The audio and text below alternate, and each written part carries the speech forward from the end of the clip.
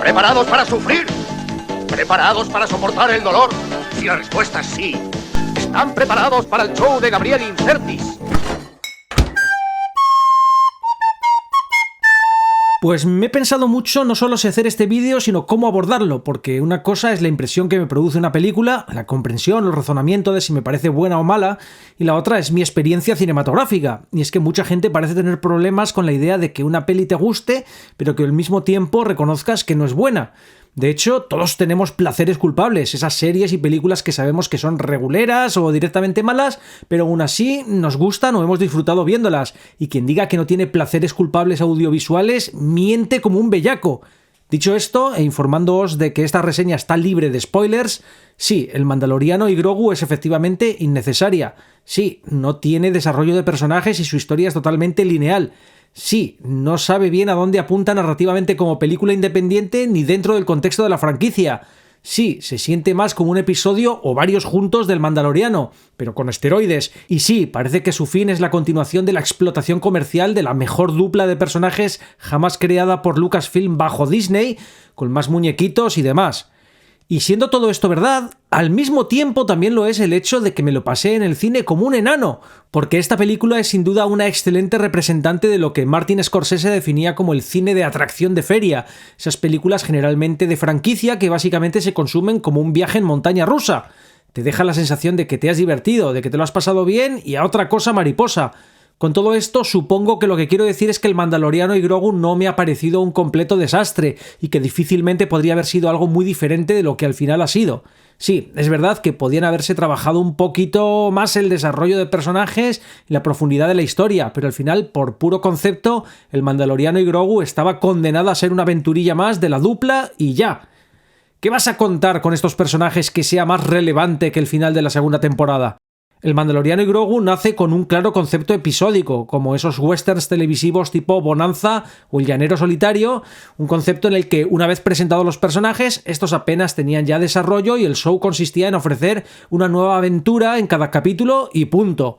El personaje del Mandaloriano es perfecto para el formato, un cazarrecompensas con la identidad velada por un casco, los inflexibles principios de su orden a la que se debe y su actitud de tipo duro, independiente y solitario pero con corazoncito. Y el contraste con el personaje de Grogu, infantil, dependiente, ingenuo y divertido, es perfecto. Las historias que se pueden desarrollar con ellos son más del tipo situacional, en las que ellos, con sus marcados caracteres diferenciados, interaccionan y reaccionan a las situaciones en las que se ven envueltos. No se trata realmente de explorar temáticas profundas, sino de divertir y entretener. Y sí, claro que en medio siempre puedes meter una lección o una moraleja, pero básicamente no se trata de un concepto demasiado exigente con la sofisticación narrativa. Y como ocurre en muchos shows de formato episódico, hay un hilo conductor de fondo que funciona como un Ítaca narrativo, como me gusta decir a mí, un vector que apunta hacia un gran objetivo que la narrativa siempre se apañará para eludir o posponer convenientemente en la prosecución de estirar el formato e ir ofreciendo más y más aventuras. Ya sabéis, el equipo A buscaba demostrar su inocencia, pero a la audiencia nos interesaba que se lo tomaran con mucha calma porque lo que queríamos eran más y más episodios. En el caso del Mandaloriano, la razón de ser de su relación con Grogu era la misión de protegerle de quienes querían secuestrarle y entregarle a la seguridad de la Orden Jedi. Este objetivo funcionaba como la excusa que hacía a la pareja adentrarse en nuevas aventuras, una excusa orgánica y sencilla, pero por alguna razón la producción de la serie decidió consumar ese Ítaca narrativo en un momento tan temprano como el final de la segunda temporada. Y digo tan temprano porque con unas características tan fuertemente compatibles con el concepto de serial episódico, el Mandaloriano podría haberse estirado sin problema durante años en múltiples temporadas llenas de aventuras. Pero bueno, hacer que Mando entregase a Grogu a nada menos que al mismísimo Luke Skywalker en uno de los momentos más épicos y emocionantes de toda la franquicia de Star Wars fue como echar la persiana, es poner la bandera en la cima de la historia que estabas contando y a partir de ahí los personajes deben cabalgar hacia el horizonte y fin. Por ello, la maniobra de buscar una excusa, y encima en otra serie, Boba Fett, para reunir de nuevo a la dupla y hacer una tercera temporada, pues no le sentó bien al concepto, porque la razón de ser de los personajes, la función que les definía, ya había sido consumada. Se sentía bastante como la trilogía de secuelas. ¿De qué forma seria, desde un punto de vista narrativo, podrías hacer algo más relevante para la saga central de la franquicia que el final del Retorno del Jedi, con la muerte de Palpatine, la redención de Darth Vader y la constatación definitiva de Luke Kong como el gran héroe de la galaxia.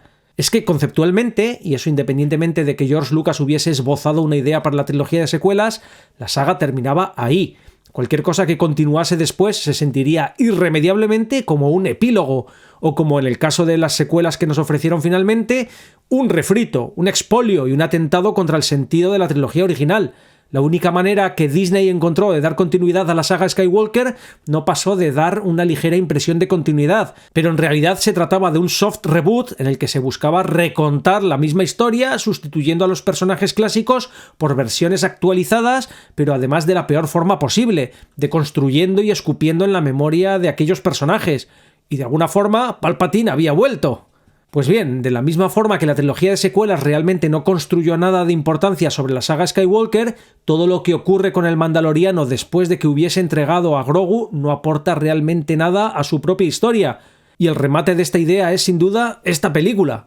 Ahora bien, ¿qué aportó en concreto a la historia del Llanero Solitario el capítulo 35 de la tercera temporada? Pues seguramente nada, o mejor dicho, una aventurilla más. Y esto es todo lo que es el Mandaloriano y Grogu, una aventurilla más. Digamos que ahí es donde se enmienda un poco. Su falta de sofisticación parece inherente al formato de su concepto original. Y sí, sé que se pueden hacer las cosas un poco más elaboradas y profundas, pero es que, como vengo diciendo, el Mandaloriano gastó sus mejores balas en la serie, y en particular en el cierre de la segunda temporada. Pensadlo bien, imaginad que el Mandaloriano nos hubiese dado una temporada al año desde 2019. Hasta 2025 habrían sido 7 temporadas, algo muy factible con este formato episódico de capítulos cortos en los que casi todos los elementos de producción son reciclables. De hecho, la primera y segunda temporada se hicieron en años consecutivos, 2019 y 2020, y un año después, en 2021, salía Boba Fett. Vamos, que por tiempos de producción habría sido algo totalmente factible. Añadamos a eso la idea de que, en vez de consumar la entrega de Grogu a los Jedi en el final de la segunda temporada, hubiesen reservado ese momento para la película. Y no solo eso, sino que Mando jamás se hubiese quitado el casco hasta ese momento. 7 temporadas de aventurillas por el universo de Star Wars con el Enmascarado, que podría ser cualquier actor más económico que Pedro Pascal, y su simpático acompañante expandiendo el lore y afianzando a los personajes con historietas de aventuras sin grandes pretensiones. Y anuncias el final de su historia con una película que termina como terminó la temporada 2. Orgásmico habría sido poco. Así que la película que al final tuvimos es una combinación de un evidente error de cálculo, diría que de miedo al éxito y de la injerencia de determinadas personas que no deberían estar ahí manejando la franquicia, y los retales que seguro que tenían Filoni y Favreau de episodios que nunca llegaron a realizarse. De hecho, esta película se siente específicamente como la cuarta temporada del Mandaloriano, editada para darle una duración de algo más de 2 horas. Se notan las partes, sientes dónde habrían terminado los episodios y en qué habría consistido cada uno. Ello, sumado al nulo desarrollo de personajes, hace que se sienta todavía más claro que esta historia habría funcionado mejor en la tele, porque ya lo comprobamos en la serie, no se necesitaba profundizar en los personajes en cada capítulo, de la misma manera que no se necesita avanzar el desarrollo del Llanero Solitario en cada aventura. Por ello, si ves la película con esta mentalidad, con la idea de que no es más que una edición de 2 horas de una temporada de una serie episódica, El Mandaloriano, pues quizá te lleves una mejor impresión. Y debo insistir, a pesar de todo ello, me lo pasé bien, porque también es cierto que visualmente, pues, cumple. La acción de la película es buena, ver a una babosa gigante musculosa y simpática peleando en un coliseo con un montón de monstruos es bastante cachondo, tienes muchos bichejos, diferentes ambientes, como una ciudad muy a lo Blade Runner, una jungla, la guarida de los Hutt, una base rebelde, una base de un reducto del Imperio en unas montañas con nieve, walkers gigantes, hay batallitas, X-Wings, el mismo Martin Scorsese le pone voz a un bicho y todo, los sketches de Grogu con los bichejos estos mecánicos son muy divertidos, el fanservice es súper orgánico, sirviendo a la historia con naturalidad, como lo fue en la serie, y por encima de todo sale Sigourney Weaver, que yo la veo estupenda y engalana todo aquello en lo que sale. Pero sin duda, si tuviese que rescatar una única cosa de la película sería su banda sonora. El temazo de Ludwig Göransson es aquí como el azúcar. Si te sabe mal la película, cierra los ojos. De hecho, en el directo que hice al día siguiente de haber ido al cine, dije que volvería encantado a ver la película con los ojos vendados, solo para escuchar la banda sonora. Es un pedazo de banda sonora muy disfrutable. Y claro, joder, si de verdad, no sé, te puedes dejar los 9-10 eurillos que te va a costar la entrada para, por lo menos eso, para tener un concierto de Ludwig Göransson en el sonido brutal de una buena sala de cine, la pasta los vale. O sea, yo podría ir otra vez a no ver la película, simplemente con los ojos vendados a escucharla porque la disfruté. O sea, un poco me pasó con Proyecto Hail Mary, que la banda sonora me pareció más brutal que la película, ¿sabéis? Y eso que la película está bien.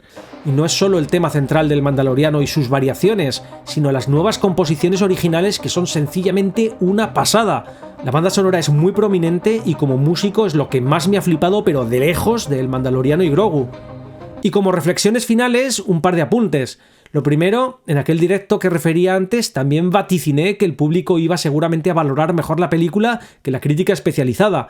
Cuando hice el directo, en Rotten Tomatoes todavía no había puntuación de la audiencia. La crítica la pone en plan tibio, ¿no? En plan tibio. Un 61%, pues una puntuación bastante flojita para ser una película de Star Wars. Cualquiera de las secuelas tiene mejor puntuación, pero es Rotten Tomatoes, ya lo sabemos. Pero si nos asomamos ahora, parece que se confirma lo que preveía. Y vale, quizá es aún demasiado pronto, pero no creo que cambien demasiado los números o la tendencia general. A ver, si vas con niños, estos la van a flipar. Desde luego es lo opuesto a la sofisticación narrativa, pero su historia lineal y simple, sus bichitos simpáticos, su acción, lo variada y detallada que es la representación del universo y lo molón que es Mando sin que tenga que hacer nada más que estar ahí, es suficiente para que al menos ellos tengan una buena experiencia cinematográfica asegurada. Vale, no será una gran película, pero tampoco es tan mala, o al menos yo de verdad la esperaba peor. No es ni de lejos el desastre que muchos anticipaban. Quizá lo más decepcionante es que confirma que el concepto del Mandaloriano debía haberse tratado de otra forma, pero como digo, si te lo tomas como una nueva aventura del llanero solitario, todo tiene más sentido. El otro apunte final es que me llamó poderosamente la atención la casi nula presencia de personajes femeninos en la película. Creo, corregidme si me equivoco, que se reducen a la Coronel Ward, interpretada por Sigourney Weaver, y a uno de los gemelos Hutt, que es al parecer una hembra. Y bueno, creo que hay alguna mujer entre los proimperiales del principio de la película, pero desde luego es prácticamente una figurante más que un personaje. El cast es así un completo campo de nabos, lo que no quiero apuntar como un defecto, sino como la constatación de que Favreau y Filoni escribieron lo que les dio la gana sin cierto tipo de presiones, lo que me parece muy bien. Metieron los personajes que necesitaban para su historia sin que parezca que les hubiesen impuesto nada. Es decir, seguro que no les pusieron una pistola en la cabeza para que saliesen el menor número posible de personajes femeninos, pero sabemos que hasta hace muy poco lo contrario sí que se hacía. Es, creo que no me equivoco, la producción de Star Wars con menos diversidad de género que jamás se haya hecho, lo cual es notable en los tiempos que corren. Y no sé si eso es más llamativo o que todavía nadie se esté haciendo eco del dato. En resumen, si le tengo que poner una puntuación, pues estoy bastante de acuerdo con ese 6 o 6,5 que le da a la crítica. El Mandaloriano es un gran concepto, pero quemó sus mejores balas en su serie matriz y aquí la verdad no tenía mucho que contar y en mi opinión tampoco podía aportar nada significativo sin deconstruir su momento álgido en el final de la segunda temporada. Por un lado, la noto un poco como esas películas que se hacen para mantener los derechos de una IP y por otro, parece un formato que difumina un poco los límites entre película de cine y serie de televisión, apelando a esas sesiones que se hacían antiguamente en los cines en los que se iba a ver el siguiente capítulo de Flash Gordon o Buck Rogers. En fin, esto es todo lo que puedo contarte sin entrar en spoilers. ¿Has visto la película? Cuéntame en los comentarios qué te ha parecido. Espero que te haya gustado el contenido de hoy y si es así, por favor déjame ese likecito y no te olvides de suscribirte y activar notificaciones para recibir mi mandanga recién hecha. Nos vemos pronto. ¡Chao!